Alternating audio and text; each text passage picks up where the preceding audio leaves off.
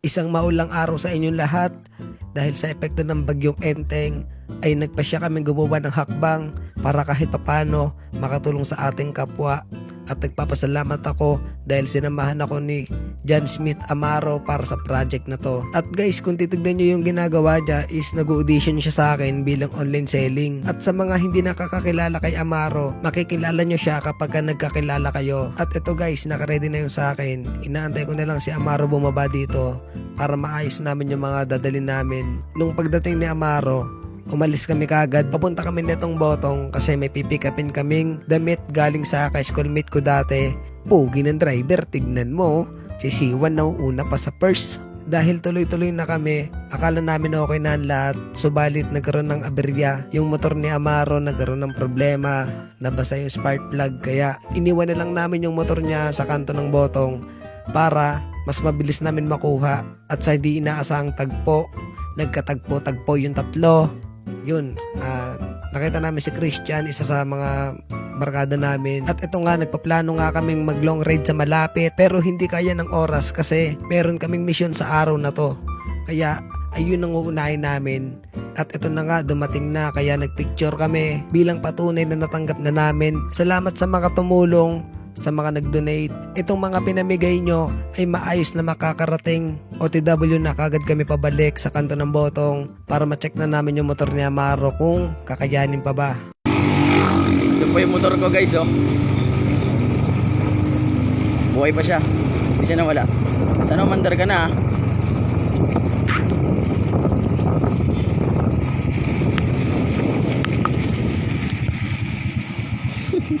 At ito na guys, nagpakaba pa ng konti. Buong akala namin hindi gagana yan. Pero nakasama naman siya hanggang sa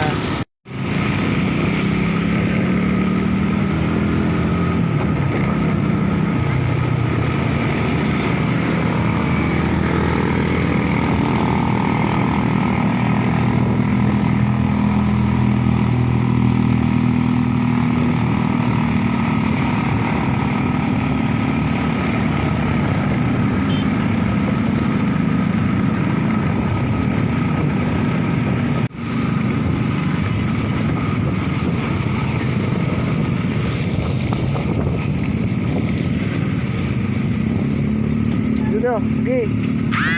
Papunta, dito tayo. Ito na naman, nagloko na naman yung motor niya kaya pumarking na kami sa gilid. At sakto kasi terminal. Ayan, ang ginagawa ni Amaro dito, nilalighter niya na yung motor niya para mapagana yung spark plug kasi nabasa. At sumakit na nga yung mata ni Kuya kapapanood kay Amaro. Kaya siya na yung gumawa.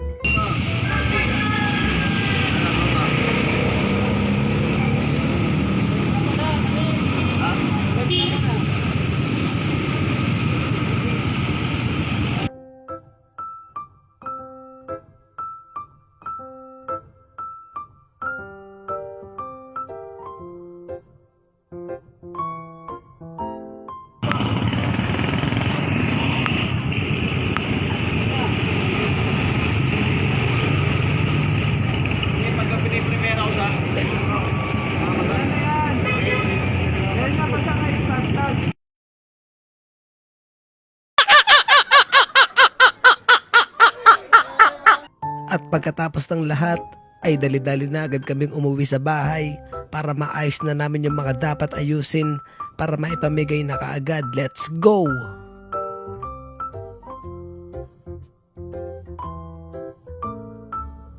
Bago ang lahat, isang malapit na aper muna habang nag-aasikaso, habang nagsasako.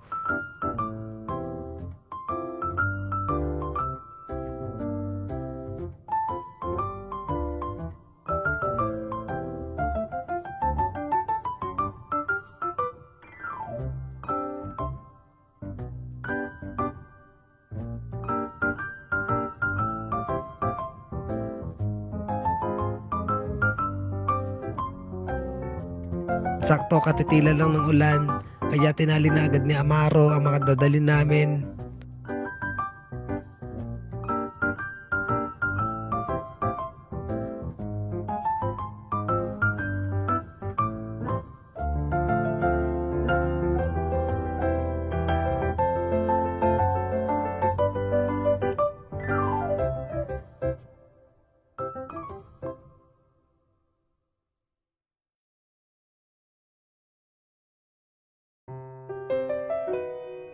Pagkatapos magtali ni Amaro dito, sakto bumuo sa pinakamalakas na ulan. Kaya ang ginawa namin, nag-teleport na lang kami papuntang Inarawan.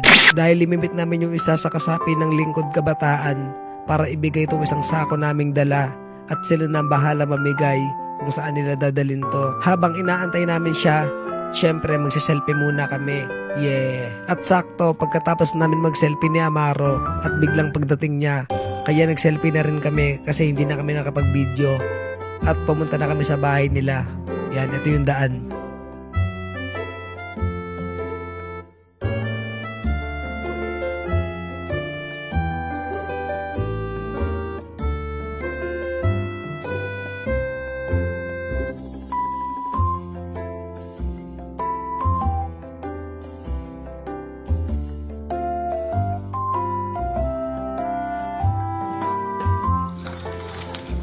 Chris, one ng Antipolo.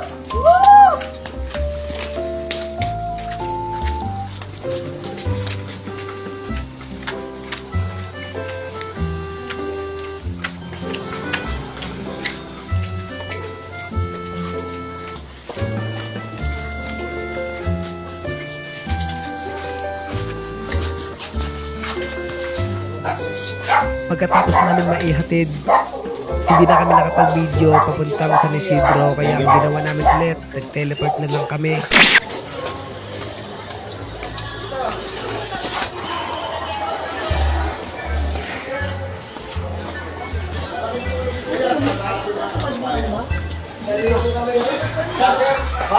Okay, ano na nangyari? Ito po. Anong samahan po kayo? Wala po, Na? individual lang po. Individual lang. Dalawa lang po kami nag-ano. Maraming salamat po. Taga Antipolo po. Marami kaming friend pero kaming dalawa lang. Dalawa lang po kami. Marami kayo nahingian, mga kaibigan. Iba-ibang lugar din po. Doon din po kami galing kanina. Bigay din po kami dun sa... motor po gamit namin. Napatanong sila kung anong samahan namin. At syempre wala kaming samahan, individual lang kami. On the spot lang namin ito ginawa at nagpicture na rin kami bilang remembrance.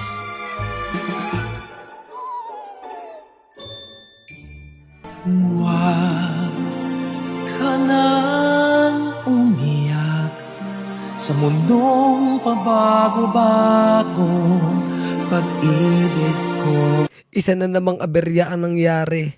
Nung nalaman ko na wala na akong gasolina, agad kaming tumungo sa pinakamalayong gasolinahan at dumaan kami sa mahiwagang daanan na kung tawagin ay... Kung hindi ka mapakali, halina sa Marilake. Ang init ng iyong ulo, iyong unang isang papel. Pwede ka na magkame at pares mami at magpapite para may pampalit ng TV. Sa tabi-tabi marami pwede makaina para paras mami at marami tayong pagkakapihan. Pag pagod ka ng pumidal, pwede ka magpahinga. Sikalista, damahin sa ribang hangit tanawin na magaganda ng tapwa. Tamayan ng motorista. Prepite ka marela ka talagang pinagmamalaki ng Rizal, dinadayo ng turista. Tara dito gala-gala, sama-sama natin barkada, nililigaw ang jowa o pamilya. Para matanaw ang tunay na kaligayahan, isigaw masama ng loob, ilabas na. Sa lihim ng batis ay pwede maligo, sa lihim ng kuweba ay pwede magtago. Ng mga biyer na sinisikreto, basta wag na wag lamang papabisto. Dahil nagutom kami sa ginawa namin, nag-teleport kagad kami sa pinakamalapit na food trip. Dahil successful ang unang lakad natin, eto na, uwian na para mapagpahinga na.